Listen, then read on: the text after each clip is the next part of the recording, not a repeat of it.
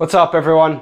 We're going to go through the bottoms up press today. The bottoms up position. We're going to go over grip positions on the handle, as well as why you might choose to use something like the bottoms up position with a kettlebell. If you're ready, let's go. Now you're going to start hearing me talk about the 3 G's a little more.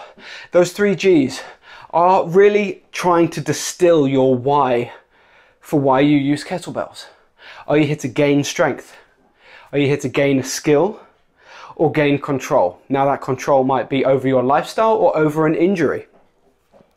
And it's really important we help distill exactly why you're touching that kettlebell each day. It may be different. There may be an injured body part that you're working one day and aiming to gain strength and skill with the kettlebell the following day. But it's important to have an idea of what your goal is with the kettlebell each time you set out. Now I mention that because the bottoms up press is a really interesting movement and an interesting position that's going to allow you to do kind of all 3. Let's say, for example, you've got an injured shoulder, you've got a damaged rotator cuff. Yes, there's all of these exercises that you can do with with bands or against the cable machine. If you're in an area where gyms are open right now, you might be able to do this with very light weights like a 3/4 full water bottle for the instability. There's a number of things you can do through these ranges of motion that are great as part of rehabbing a rotator cuff. However, the reason why I love something like the bottoms up press as part of rehab for a rotator cuff is because it works the group together. And because you're able to move around while staying very active in your rotator cuff. Something like this movement is incredible for building isometric power through the range of your rotator cuff. Whether that is low in the rack position with your elbow on your hip, or driving your elbow to in line with your shoulder while keeping your scapula depressed, and going through some of those rotationary sort of motions while in the bottoms up position, your rotator cuff will be on fire. Now, why does it target so precisely the rotator cuff? Because that group of muscles is in charge of stabilizing the shoulder joint. It's in charge of rotation, external rotation, abduction, but it's very, very important when it comes to stability of the shoulder capsule and the shoulder joint as a whole. It's an undertrained part of the shoulder joint, but very often it's hard to understand where exactly in the day's workout, if you're training shoulders, do you place a rotator cuff exercise. You don't want to exhaust it before a major lift, but by the time you're done with your major lifts, perhaps you feel they're exhausted already, and training them would be overtraining them. So something like the bottoms up press is a beautiful position that is going to allow you to improve grip strength, because that position is really going to focus on your forearm, all the muscles around your forearm, squeezing that handle to try and keep the kettlebell in place.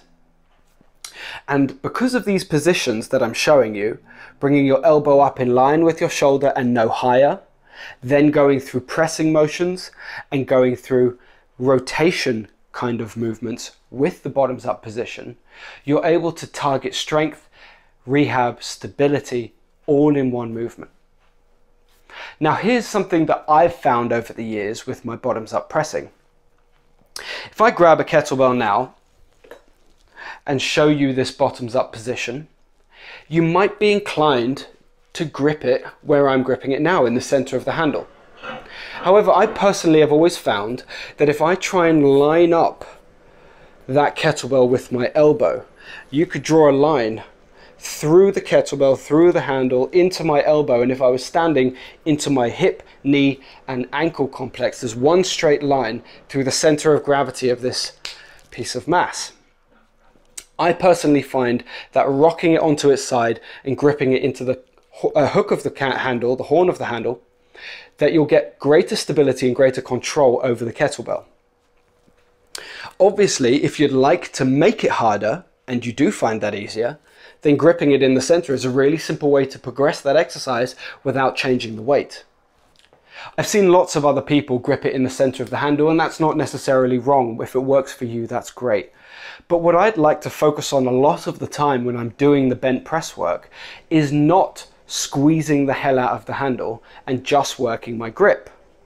I'd like to focus on the stability of the shoulder joint, and if that weight is a little unstable in my hand, I don't necessarily want to be able to control it with my grip. I actually want that little fight that happens between shoulder and elbow where we're dancing around underneath the kettlebell to keep it stable, because that's kind of my focus. The kettlebell bent press is a really dynamic position that you can use. I've used it for farmers carries. I've used it for bent pressing, for windmills, for Turkish get-ups, for some of the more targeted rehab style movements, for grip-based work. It really does follow you around the gym depending on what your G is that day, whether your goal is gaining strength, gaining a skill, or gaining control.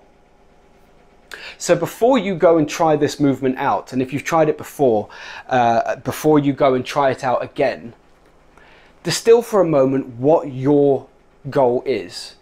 Which one of those G's makes sense? Gaining strength, gaining a skill, or gaining control? Like I said, gaining control would be over an injured body part or over your lifestyle. And then approach that exercise again with a clearer sense in your mind of what you're actually trying to accomplish. Because let's say you do jiu-jitsu and your grip is somewhere that is weak on the mat. Then great, let's squeeze the shit out of that handle and squeeze it so tight that it's not going to go anywhere, even if it's falling off to the side, because the stability of the weight's not your goal. Your grip is your goal. But if you want to improve the strength of your rotator cuff, let's get that kettlebell nice and secure in position and play around with these pulsing presses, bringing your elbow up to in line with your shoulder, not letting it escape to the side, and then playing around with some of these movements where you're squeezing your shoulder blade in behind your back as your elbow escapes out to the side. You will be amazed just after a few reps of a movement like that, just how hot your rotator cuff gets. I hope this has been helpful. If it has, please share, because it costs you nothing and helps me a ton as I try to expand the number of people I get to help with videos like this. Thanks a lot for your time. Leave a like, leave a comment with what you want to see next, subscribe, and I'll see you at the next video.